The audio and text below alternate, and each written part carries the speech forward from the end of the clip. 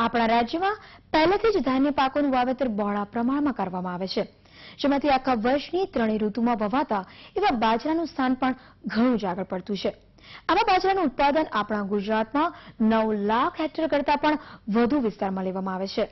પરંતુ આપણી રોજબરોજની જરૂરિયાતને લીધે બાજરાનું ઉત્પાદન વધારવાની ખાસ જરૂર છે, કારણ કે જો આપણે એક સાદો હિસાબ કરીએ તો 1 હેક્ટર દીઠ કુલ 1100 કિલો જેટલું સરેરાશ ઉત્પાદન મળે છે, જે ઘણું જ ઓછું છે. તો આ ઉત્પાદન વધુ મળે એટલે કે 2500 થી 3000 કિલો જેટલું થાય એવા જ આપણે પ્રયાસો કરવા જરૂરી છે. જે માટે આપણે આપણી પાયાની કેટલીક બાબતો પ્રત્યે ઘણું જ ધ્યાન આપવું જોઈએ.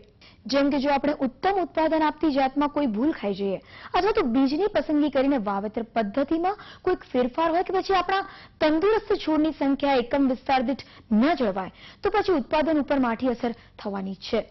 તો આપણે જો આવી વાવણી સંબંધી પાયાની બાબત તથા વાવણી બાદ પણ યોગ્ય તકેદારી રાખીએ તો ચોક્કસ આપણું ઉત્પાદન વધી શકે છે. તો આવી જ અગત્યની બાબતો ઉપર વધુ વિગતવાર ચર્ચા કરીએ અન્નદાતાની આ પ્રસ્તુતિમાં. મિત્રો, ધાન્ય પાકોમાંથી બાજરાનું સ્થાન પણ એક અગત્યનું છે, કારણ કે આ પાકનું ઉત્પાદન આપણા રાજ્યમાં લગભગ બધા જ જિલ્લાઓમાં થાય છે અને આપણા સૌરાષ્ટ્રના જામનગર જેવા વિસ્તારમાં તો ત્રણેય ઋતુમાં બાજરીનું વાવેતર કરવામાં આવે છે. તો આપ સૌ બાજરાનું વાવેતર કરી સારું ઉત્પાદન લેવાની જ આશા રાખતા હો છો. તો આવી રહેલી ખરીફ ઋતુમાં ઘણા ખરા ખેડૂત ભાઈઓ ખૂબ જ મોટા વિસ્તારમાં પણ બાજરાનું વાવેતર કરવા માંગતા હશે. તો આપને આ વાવેતર ખરેખર સારું વળતર આપે તે માટે આપણે થોડીક પાયાની બાબતે વૈજ્ઞાનિક માહિતી જાણી લેવી ખૂબ જ જરૂરી છે.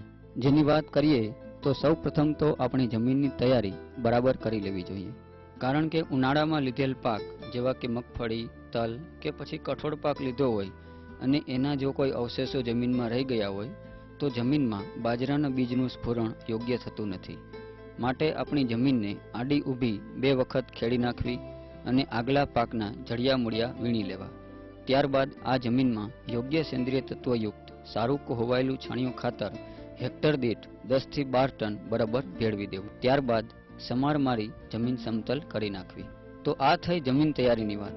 પણ જ્યારે આપણે બાજરાનું ઉત્પાદન સરેરાશ ઉત્પાદનથી વધુ મેળવવાની ગણતરી કરતા હોઈએ ત્યારે યોગ્ય જાતની પસંદગી એ ખૂબ જ મહત્વનો ભાગ ભજવે છે, જેમાં ખાસ કરીને GHB 558, GHB 538, MH 179, GHB 316 જેવી જાતો ખાસ ભલામણ કરવામાં આવે છે, કારણ કે આવી જાત વધુ ઉત્પાદનની સાથે અમુક રોગ સામે પણ પ્રતિકારક શક્તિ ધરાવે છે. જેમ કે GHB 538 ઓછા વરસાદવાળા વિસ્તાર માટે વધુ અનુકૂળ છે અને ઓછા પાણીએ પણ હેક્ટરે 2858 કિલોગ્રામ જેટલું ઉત્પાદન આપે છે અને કુતુલ રોગ સામે પ્રતિકારક શક્તિ પણ ધરાવે છે. તે જ રીતે MH 179 જાત પણ પૂરતા વરસાદવાળા વિસ્તારમાં ખૂબ જ સારા ઉત્પાદનની સાથે સાથે કુતુલ રોગ સામે પ્રતિકારક શક્તિ ધરાવે છે. આમ જાતની પસંદગી ઉપર ઉત્પાદનનો મુખ્ય આધાર હોવાથી ઘણી જ કાળજી રાખવાની હોય છે. હવે આપણે વાત કરીએ બીજના સારા ઉગાવા માટે. તો તેમાં જરૂરી છે બીજ દર તથા બીજ માવજત, કારણ કે વધુ પડતો કે ઓછો બીજ દર પણ ક્યારેક મુશ્કેલી સર્જી શકે છે. માટે બાજરીનું હેક્ટર દીઠ 3.5 થી 4.5 કિલો બિયારણ વાપરવું જોઈએ. અને જો બિયારણને માવજત આપેલ ન હોય તો બાજરીને વાવતા પહેલા બીજને એપ્રોન 35 SD 6 ગ્રામ દવા અથવા રીડોમિલ AMZ 72 8 ગ્રામ દવા 1 કિલો બીજ પ્રમાણે દવાનો પટ આપવો. પરંતુ વાવેતર કરતા પહેલા પણ આપણી જમીનમાં સેન્દ્રિય તત્વોની સાથે સાથે રાસાયણિક તત્વો પણ ઉમેરવા જોઈએ, કારણ કે બાજરાના પાકમાં કુલ 80 કિલો નાઇટ્રોજન અને 40 કિલો ફોસ્ફરસ તત્વોની જરૂરિયાત રહે છે, જેમાંથી અડધો નાઇટ્રોજનનો જથ્થો એટલે કે 40 કિલો અને પૂરેપૂરો ફોસ્ફરસ એટલે કે 40 કિલો ફોસ્ફરસ પાયામાં આપવું.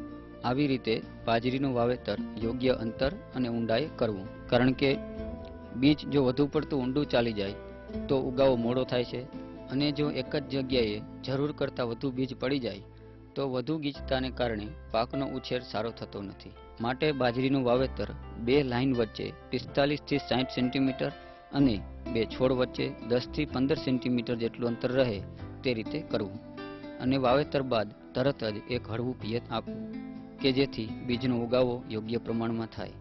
આ ઉપરાંત પણ બીજના ઉગાવા બાદ જો જરૂર જણાય તો તેમાં પારવણી અથવા ખાલા પૂરવા કે જેથી 1 હેક્ટર દીઠ 2,20,000 થી પણ વધુ છોડ તંદુરસ્ત સ્થિતિમાં આપણને મળે. તો આવી રીતે વૈજ્ઞાનિક માહિતીના સુમેળ સાથે જો બાજરાની વાવણી કરવામાં આવે તો આપણને ચોક્કસ સારો ઉછેર જોવા મળે છે. કૃષિ જ્ઞાનની ગાથા આ જ રીતે ચાલુ રહેશે, પરંતુ અહીંયા સમય થઈ રહ્યો છે એક નાનકડા વિરામનો.